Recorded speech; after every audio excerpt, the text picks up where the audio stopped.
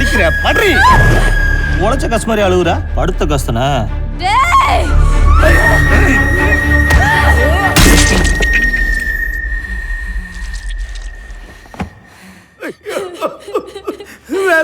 வேலைக்கு போறேன்னு போனீங்க. என்ன வேலை நான் கேட்கலையம்மா, கேட்கலையே. என் பிள்ளைய நான் வீட்டுக்கு கூட்டு போனேன்னா என்னம்மா செய்யணும்?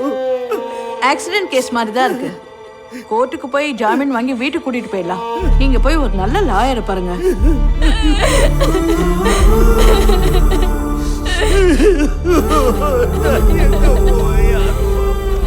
அப்பனோட கௌரவத்தை காப்பாத்துறதுக்காக என் பொண்ணு வேலைக்கு போறான்னு கேள்விப்பட்ட உடனே என்ன வேலைன்னு கேட்கறது கூட இந்த முட்டா பயலுக்கு தோணலையா.